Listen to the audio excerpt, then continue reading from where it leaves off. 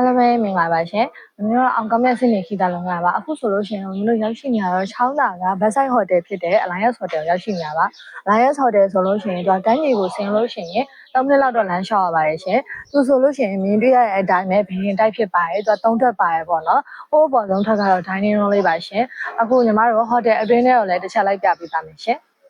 အခုဒီလိုမျိုးတက်လာလိုက်ပြီဆိုလို့ရှိရင်ဒီဟာဆိုလို့ရှိရင် reception area ပေါ့နော်ဒီလို reception ကနေပြီးတော့ဒီလိုတော့ထေကားလေးရှိရဲအဲ့အပေါ်တက်ကနေပြီးတော့သွားလို့ရှိရင်အခန်းနေလိုက်ပြပေးမယ်နော်တစ်ချက်ဒါကတော့မြင်းကြီးတက်ပေါ့နော်မြင်းကြီးတက်မှာဆိုလို့ရှိရင်လည်းဟိုဘက်တစ်ချမ်းဒီဘက်တစ်ချမ်းအခန်းလေးရှိရပါတော့ဒါကတော့မမီတို့အခုလက်ရှိတဲတဲ့အခန်းကိုလိုက်ပြပေးပါမယ်မင်းတို့တဲနေရဆိုတော့အခန်းကပထမသူတို့အဲ့ဒီဝင်တော့ပြင်ဆင်ထားသူတို့တော့မဟုတ်ပေါ့နော်မင်းတို့3လစာဖြစ်တဲ့အတွက်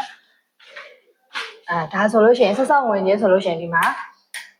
ဒါဆိုလို့ရှိရင်ရေချိုးကန်းရှိမယ်ရေချိုးကန်းဆိုလို့ရှိရင်ရေချိုးကန်းအိမ်သာတွဲရက်လေးပေါ့နော်budget hotel ဖြစ်တဲ့အတွက် budget hotel တိုင်းလေးပေါ့နော်ဟိုသူတို့အသုံးဆောင်လေးတွေကတော့အဆင်ပြေအောင်တော့ထည့်ပေးထားရတယ်ဒါဆိုလို့ရှိရင်လည်း2ယောက်အိတ်ကတင်လေးပေါ့နော်တပယ်ဘက်လည်းရှိမယ်ဒီမှာဆိုလို့ရှိရင်2ယောက်ခန်းဆိုပေမဲ့ extra bed ထိုးပြီးတော့3ယောက်ထိနေလို့ရပါတယ်ဆိုလဲ air con တွေပါတယ်အကုန်ပါတယ်မီးဆိုလဲအကုန်ပါတယ်ပေါ့နော်ပြီးတော့တခုကောင်းတာကျတော့ဒီမှာ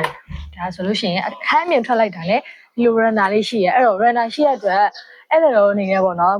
ကိုယ့်ဘာသာကိုအဖက်လိုက်မသွားခြင်းဘူးအခန်းထဲမှာပဲအေးဆေးနေပြီးတော့အပေါ်တက်လည်းမတက်ချင်ဘူးဆိုဒီအရှိလေးမှာပဲ runner လေးမှာပဲနေပြီးတော့အပန်းဖြေလို့ရပါတယ်ရှင်ဒီလိုမျိုးတော့ဝင်လိုက်ပြီဆိုလို့ရှိရင်ဟိုဘက်နဲ့ဒီဘက်ချမ်းဆိုလို့ရှိရင်အခန်းလေးရှိရပါတော့ဒီလိုဒီကနေဆိုရင်စီကနေတက်သွားတယ်သူကပြည်ရင်တိုက်ဖြစ်တဲ့အတွက်ဒီလိုမျိုးစီကနေတော့တက်ရတယ်ပေါ့နော်ဒီအပေါ်တက်ဒီမှာဆိုလို့ရှိရင်လည်းသူကဒီ runner လေးရှိရဲ runner ရှိရဖြစ်တဲ့အတွက်အဲ့တဲ့အနေနဲ့စိတ်ပူလိုက်တော့ညဘက်လေးအေးလေးခံနေဆိုလို့ရှိရင်လည်းဒီပေါ်တက်မှာနေပြီးတော့ runner နေပြီးတော့လင်းချင်းခံလို့ရပါတယ်ရှင်အခုဆိုလို့ရှိရင် dining room area ကိုရောက်ပါပြီ dining room area ဆိုလို့ရှိရင်လည်းမြင်တွေ့ရတဲ့အတိုင်းပဲသူ့ရဲ့ area တော်တော်လေးကျယ်ပေါ့နော်ဒီဘက်တစ်ချမ်းအပြင်ဟိုဘက်အချမ်းလေးရှိပါတယ်အမိုးလေးတွေလည်းအုပ်ထားပြီးတော့နေပူမှလည်းမစိုးရင်ရဘူးပေါ့နော်အဲ့တော့သူကညဘက်ဆိုလို့ရှိရင်လည်းတခုရှိတာဒီနားလေးမှာ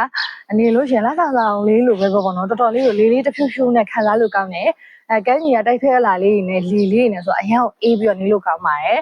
ပြီးတော့ Alliance Hotel မှာ package တွေဝယ်ယူခြင်းနဲ့ဆိုလို့ရှိရင်မင်းတို့အောင်ကောင်းမြင်မှာဝယ်ယူလို့ရပါတယ်ရှင် Alliance ကအခုတွေ့မြင်ရတဲ့အတိုင်းပဲအခန်းတွေလည်းတန်ရှင်းတယ်ပေးရတဲ့ဈေးနဲ့တန်တဲ့ service လည်းရရပေါ့နော်